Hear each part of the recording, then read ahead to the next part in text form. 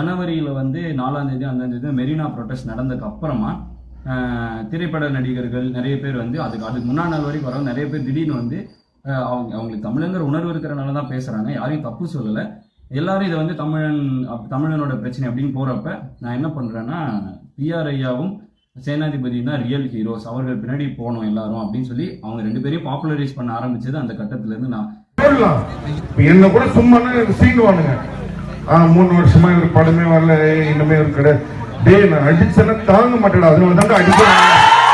எனக்கு வந்து பப்ளிசிட்டின்னு நீ சொல்றேன்னா, ஆமாண்டா பப்ளிசிட்டிக்காக தான் பண்றேன். ஏன் நீ வந்து இறங்கி பப்ளிசிட்டிக்காக பண்ற?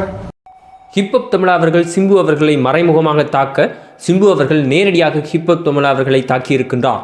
சமூக வலைத்தளங்களிலே இப்பொழுது சூடாக சென்று கொண்டிருக்கும் தகவல் இதோ உங்களுக்காக. இன்று இந்த ஜல்லிக்கட்டு பிரச்சனை அனைத்து இளைஞர்கள் மத்தியிலும் ஊடுருவி இருப்பதற்கு முக்கிய காரணமாக திகழ்ந்து கொண்டிருப்பவர் ஹிப்ஹப் தமிழா அவர்கள். இவருடைய டக்கர் டக்கர் என்ற பாடல் அனைத்து இளைஞர்கள் மத்தியிலும் ஒரு பரபரப்பை ஏற்படுத்தி விழிப்புணர்வை ஏற்படுத்தியது என்று கூறலாம். அந்த வகையில் ஹிப்ஹப் தமிழா அவர்கள் ஆரம்ப காலம் தொட்டே இந்த ஜல்லிக்கட்டுக்காக போராடி வருகின்றார். இப்பொழுது பல லட்சக்கணக்கான பேர் இந்த ஜல்லிக்கட்டுக்காக ஆதரவு தெரிவித்து வரும் வகையில் அந்த ஜல்லிக்கட்டு பிரச்சனையை வேறு திசை நோக்கி திசை திருப்பி வருகின்றார்கள் என்று மற்றும் நடிகர்கள் கூட சுய விளம்பரத்துக்காக இதை பயன்படுத்தி வருகின்றார்கள். இது முக்கியமாக ஒரு தலைமையின் கீழ் நடக்க வேண்டும், இந்த தலைமை இந்த 4 பேரின் கீழ் இருக்க வேண்டும் என்று கூறி ஒரு 4 பேரை இவர் குறிப்பிட்டிருக்கின்றார்.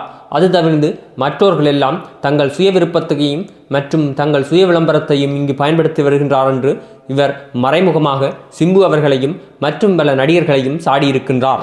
அதற்கு உகந்தால் போலும் சிம்பு அவர்களும் எங்கு கதைத்தாலும் அனைத்து மேடைகளிலும் தனக்கு 3 வருடங்களாக இந்த படமும் கிடைக்கவில்லை, தனக்கு 3 வருடங்களாக இந்த படமும் கிடைக்கவில்லை என்று தன்னைத்தானே விளம்பரம் தேடிக்கொண்டிருப்பது அனைவரும் அறிந்ததே.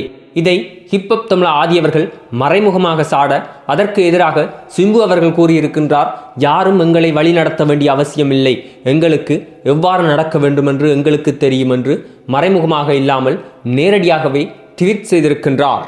இருப்பினும் இந்த போராட்டம் ஜல்லிக்கட்டை வேண்டி ஆரம்பிக்கப்பட்ட இந்த போராட்டம் இப்பொழுது விவசாயி என்று தொடங்கி அதன் பின் அரசியல்வாதிகள் என்று அனைவரையும் தாக்கி வருகின்றது.